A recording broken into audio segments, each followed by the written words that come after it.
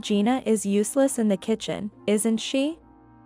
She never makes a decent meal at home. Everyone's cold stares suddenly turn towards me. Seeing me in that state, Ben, getting even more carried away, began to boast loudly. My wife's cooking is terrible, isn't it? What? Have you ever eaten my cooking? Aren't your meals always at your lover's place? What? I loudly denounced Ben's infidelity. It's not a lie. I have evidence right here. I pointed to the documents held by my father-in-law. My name is Gina Manning, 35 years old. I have always been uncomfortable and even afraid of the assertiveness typical of men. Having had little to no romantic relationships and scarcely dated. As I reached the age referred to as around 40, my parents, worried, began suggesting arranged marriages. Initially, I refused, but with few opportunities to meet men and feeling pressured by my parents, I hurried into marriage, going through several arranged meetings. One of them was Ben. He was kind, serious, and an elite employee working for a top-tier company. Despite his large build, he was not intimidating, and I was not scared of him. Discussions about marriage progressed smoothly, and I even met Ben's parents. Ben's family ran a chess class, belonging to a famous school. His father was a grandmaster of chess, a quiet and strict person. He was always dressed in suits, which made me naturally straighten my posture around him. In contrast, his mother was soft-spoken and kind, with dimples appearing whenever she smiled. Ben and I decided to get married. My parents were thrilled, seeing it as marrying into wealth. I had to become a full-time housewife as a condition of the marriage. So I resigned from my office job at an electronics manufacturer. My colleagues teased me endlessly about marrying up. Looking back, that was the peak of my happiness. Ben told me that he might not be able to come home often due to his busy work, but asked me to be patient for a while. He planned to leave his job after achieving certain results and help with the family business. I thought it was good to be committed to one's work and supported him. Years into our marriage, Ben hardly ever came home. I hadn't expected his absence to be this extensive. Alone in the apartment's living room, I waited for Ben. This apartment was prepared by Ben's parents when we got married. He's not coming home again today. I had only managed to cook for Ben a few times. Not only did he rarely come home early, but since our marriage, it had become unusual for him to normally return home at all. He often went on business trips, leaving the house empty for days. Dinner was almost always out, and it was normal for Ben to return home late. Despite coming home late, he left incredibly early in the morning. I worried if Ben was getting enough sleep or proper nutrition. He would leave the house without eating breakfast. I once tried to catch Ben in the morning to ask why he wouldn't eat at home. Ben, I wish you would eat properly. Ben, without even looking at me as he tied his tie. It's okay. I'm just really busy with work right now. Don't worry about it. With that, Ben would leave the house immediately. Even on holidays, Ben goes to work from early morning till late at night. Regardless of Saturdays, Sundays, or public holidays, and he's often away on business trips. Initially, I thought maybe Ben was keeping his distance from me out of consideration. There was even a time when I naively wondered if it was because he was too embarrassed. With Ben being away so much, it feels like I'm living alone. Ben's belongings are minimal, just the bare essentials. Naturally, we don't talk much, so I don't know anything about Ben's hobbies, his likes or dislikes. I've even questioned if it's my fault. I've talked to my parents about it, but they just say it's normal for men to be busy with work and don't take me seriously. My few friends think it's better for husbands to be out earning money and not at home. They even envy me, showing no concern for my worries. Ben handles the finances, but ensures that I have enough for our monthly expenses. So I don't have financial worries. However, this lack of financial worries makes me even more anxious. I wonder if I've done something to make Ben dislike me, leading me to blame myself. I question whether I'm lacking as a wife. So I meticulously clean and have studied cooking to make delicious meals. When Ben sees my anxious face in the little time we have together, he tries to dispel my worries by saying, "Gina, you're doing just fine." I had convinced myself that this was just how our marriage was. One day, however, there was a discrepancy happened that my father-in-law got me wrong. He called me at the end of the year, and it was rare for him to call. When he suddenly shouted, I dropped the phone. "Gina, what kind of nerve do you have? What? Did something happen? Don't play dumb. Why haven't you attended the family gatherings? And it's been every year." This was the first I'd heard of such gatherings.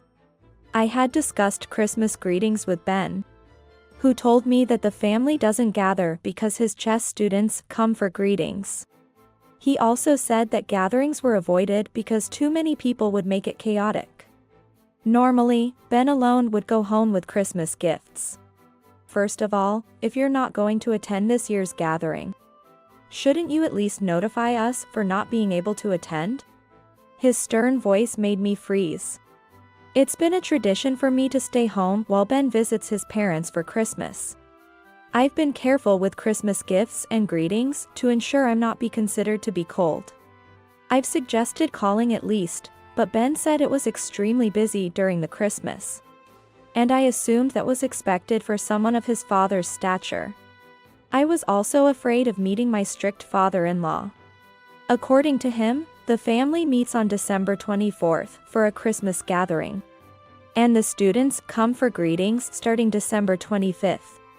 All I could do over the phone was profuse excuses. After he disappointed at me and hung up, my mind was filled with questions. What did Ben mean by Gina doesn't need to come? Why did he lie about there being no family gatherings? Did he go to such lengths because he didn't want me to attend? That night, when the date changed, Ben came home. I decided it was now or never and asked him about the Christmas gathering. "Ben, your father called today.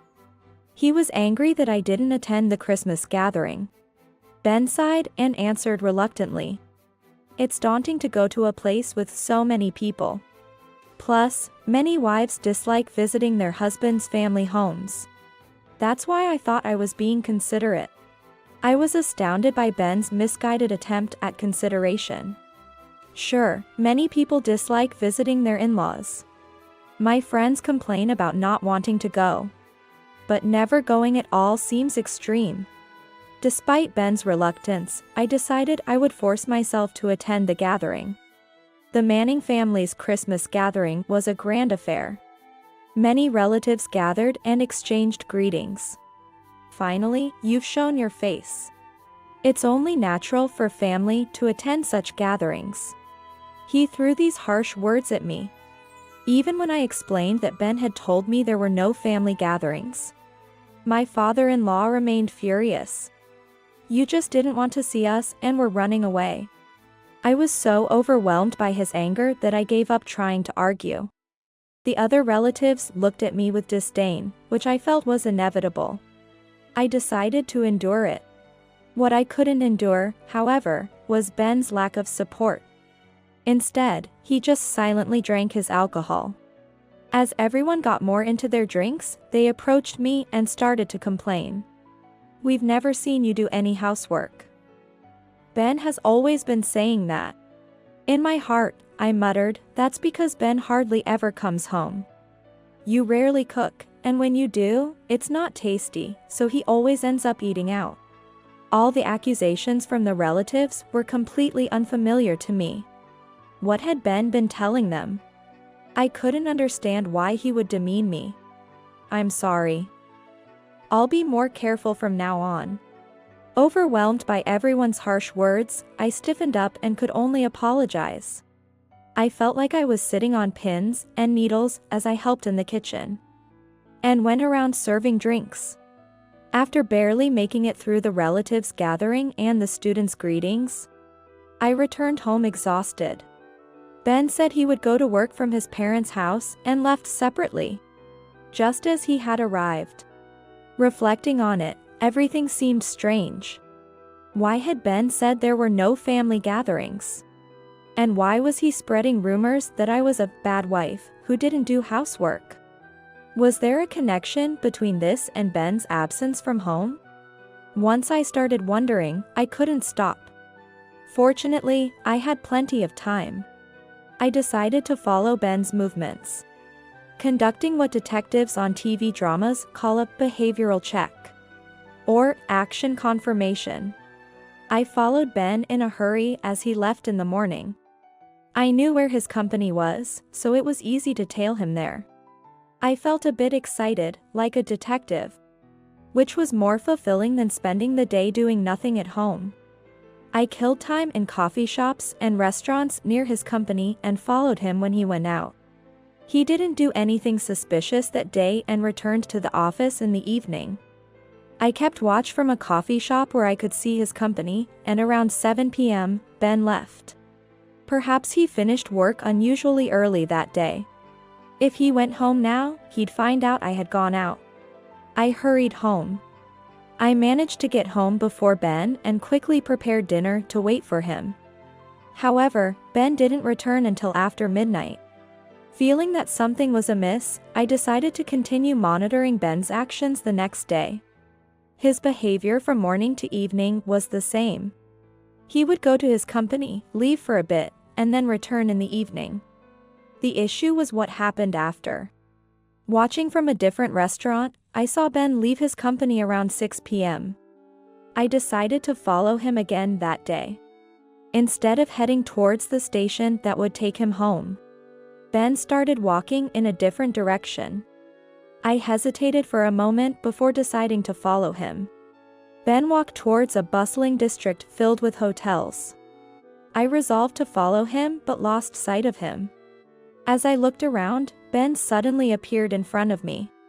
Both of us were surprised and stared at each other. Ben was the first to speak. "Gina, what are you doing here?" I couldn't come up with a good excuse and ended up stuttering. "What are you doing hanging around here during the day?" I was shocked.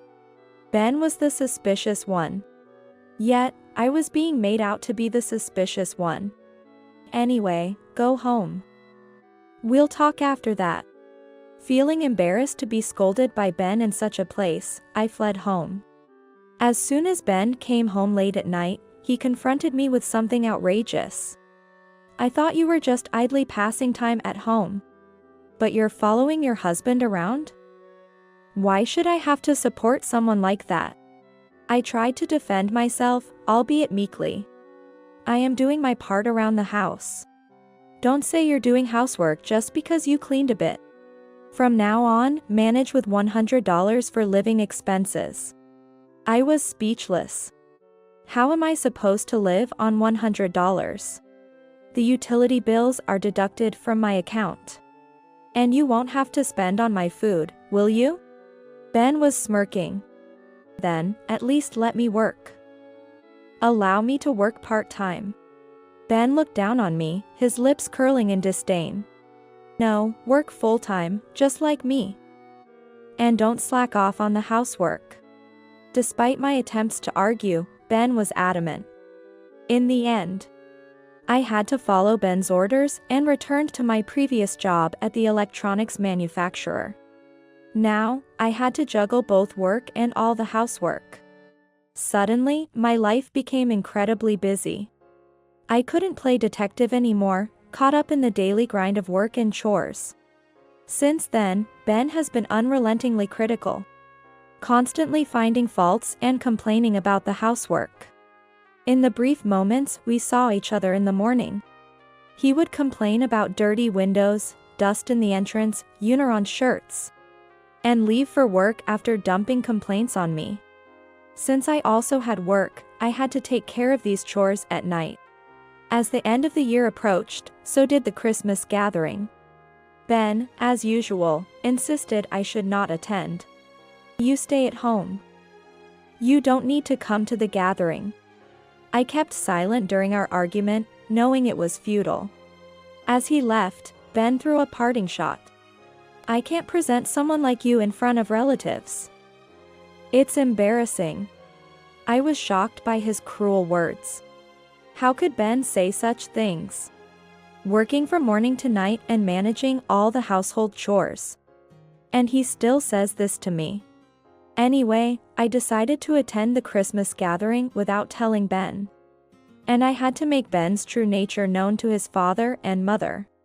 I tightly gripped the thick envelope that had arrived earlier. On the day of the Christmas party, I went to the Manning house to participate. I took a deep breath and opened the entrance door. Seeing me suddenly appear at the Christmas party. Ben was surprised but said nothing in front of everyone, just glared at me. The relatives' gaze on me was as cold as ever. They whispered criticisms about me, clearly deceived by their husband. I didn't let it bother me. While enduring the cold stares, I stood in the kitchen, preparing meals and serving drinks.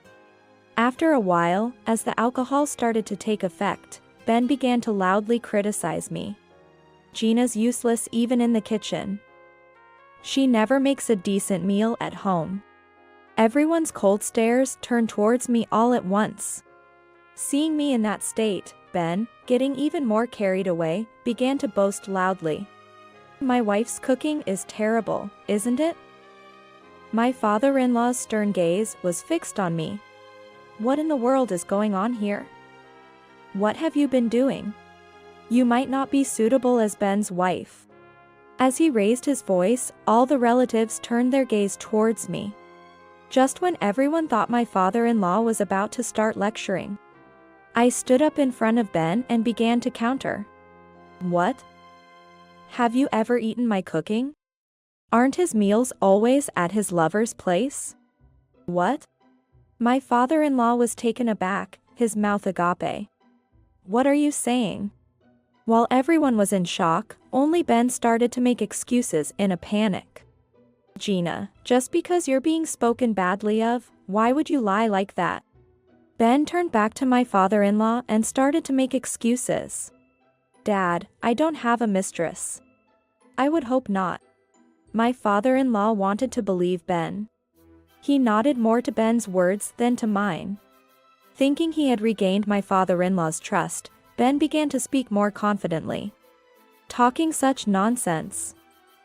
You're really out of your mind. It wasn't just a spur-of-the-moment claim that Ben had a mistress. I pulled an envelope from my bag and showed the documents inside to my father-in-law and the others. Unperturbed, Ben kept harshly criticizing me. Apologize right now. Then I'll forgive you for lying. The relatives seemed to believe that Ben didn't have a mistress, casting harsh glances at me. My father-in-law and mother-in-law were intently reading the documents. The documents I handed over were the results of a private investigator's report on Ben's infidelity. Ben's actions were clearly suspicious. So I had handed it over to a detective agency for a thorough investigation. The results from the agency showed that Ben was indeed guilty. The reason Ben hadn't been coming home was that he was meeting with his mistress. He mostly spent his time at the mistress' place, occasionally using hotels as reported. Ben had always been dining at his mistress' house. While I managed on a living allowance of $100, worked full-time, and took care of all the household chores, Ben was enjoying his time with his mistress. When I encountered Ben in the hotel district, he was about to have a secret meeting with his mistress in a hotel. I loudly denounced Ben's infidelity. It's not a lie. I have evidence right here. I pointed to the documents in my father-in-law's hands. The apartment Ben was entering isn't ours. Suspicious murmurs arose among the relatives. Hey, Ben, is this true? What's going on? Is this not fabricated?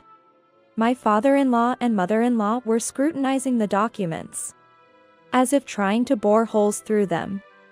Ben, is this true? Ben, sweating on his forehead, desperately denied it. No, that's not it. How could I have a mistress? What my father-in-law and mother-in-law were engrossed in were photos. Photos of Ben holding hands with an unknown woman entering an unfamiliar apartment. Photos of them selecting jewelry together in a jewelry store. Photos of them drinking wine at a stylish restaurant. Photos of them picking out groceries at a supermarket. In all of them, Ben's careless smile was captured. I pressed Ben relentlessly. Ben, you said you were busy with overtime every day, didn't you? Ben turned red and fell silent. My anger made me speak faster. You lied about me, like I hated to see your relatives. Or my cooking isn't good. Why did you lie about that? I'm not lying. Even now, Ben was trying to play dumb. This attitude deeply disappointed me. Everyone fell silent during our exchange. That's when my mother-in-law's loud voice filled the room. Ben. What are you doing? Ben was taken aback by the sudden outburst from his mother. It's not what it looks like. My mother-in-law's usually gentle face was gone, replaced by a wrathful expression that even scared me, who wasn't being scolded. What do you mean it's not what it looks like? Are you saying all of this is fabricated? Her voice, now calm, was somehow more terrifying. The relatives were silenced by her ferocity. So, the accusations against Gina were lies you made up. Now, explain yourself properly. Whispers among the relatives included remarks like, I've never seen her angry before, and she's usually smiling, but she's the scariest when angry. Ben, perhaps conceding, sat on the floor, making himself small, and began to speak in a low voice. That woman, I met her at a nightclub in LA before we were married. The relatives began to murmur. Both my father-in-law and mother-in-law were staring at Ben with stern faces. This household is strict. I thought they'd never accept a woman from a nightclub as a wife. Tears seemed to be falling from Ben's eyes, creating spots on the floor. So, I thought I'd just marry someone suitable and live at her place. So that suitable someone was me. Ben apologized. I'm sorry. You said you weren't interested in marriage. So I thought it would be okay, as long as I provided money. This raised a question in my mind. Then, why did you badmouth me to your parents? Without those lies, I wouldn't have been so suspicious. I wanted her to be the real wife. I couldn't stand the thought of living with Gina, who I don't even like. So, I wanted to divorce somehow. Do you realize how selfish you're being? Ben shrank even more. I've always been told I'm not a grown-up until I'm married. So I just wanted to get married. I thought once I was married and then divorced, they wouldn't nag me about it anymore. Ben figured that once divorced, his parents wouldn't interfere with a second marriage, allowing him to focus on his relationship with his mistress. He needed a pretext for the divorce, making it seem like the fault lay with me. That's why he badmouthed me, to tarnish my reputation. The reason for giving me only $100 for living expenses was to prevent me from investigating his infidelity.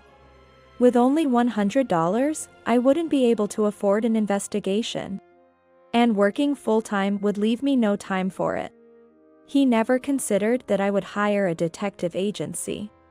This oversight led to his downfall, and now he was apologizing in front of the whole family.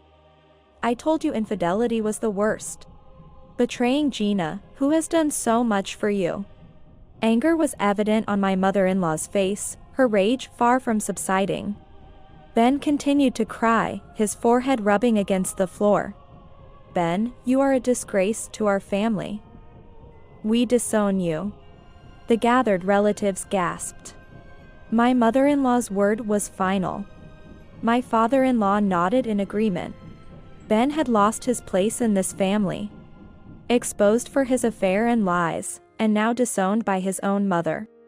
Ben staggered to his feet, wiped his tears, and silently left the room. After Ben left, my mother-in-law came over to me and apologized while holding my hand.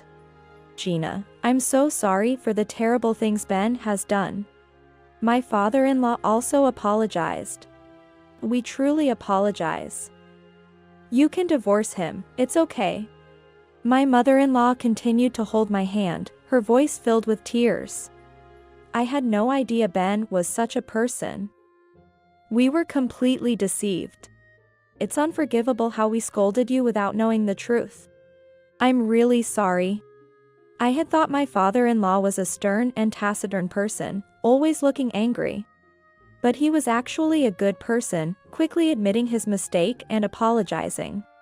It was clear that this family was held together thanks to my mother-in-law. Despite having such wonderful parents, it was a mystery why Ben turned out to be so contemptible and disrespectful towards others.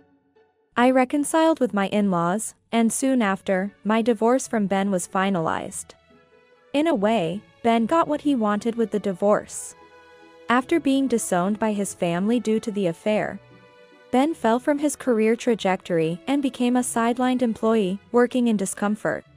With his income significantly reduced, Ben was also dumped by his mistress, who had grown tired of him. I learned about this from Ben's mother.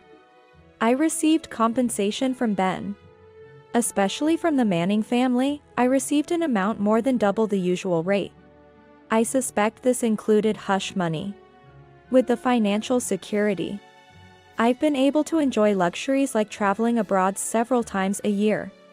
I decided to continue living in the apartment prepared for me as my new home until I no longer liked it, as I was told I could use it as I pleased.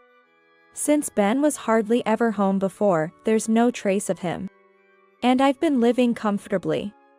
The one good thing that came out of Ben's actions was returning to work.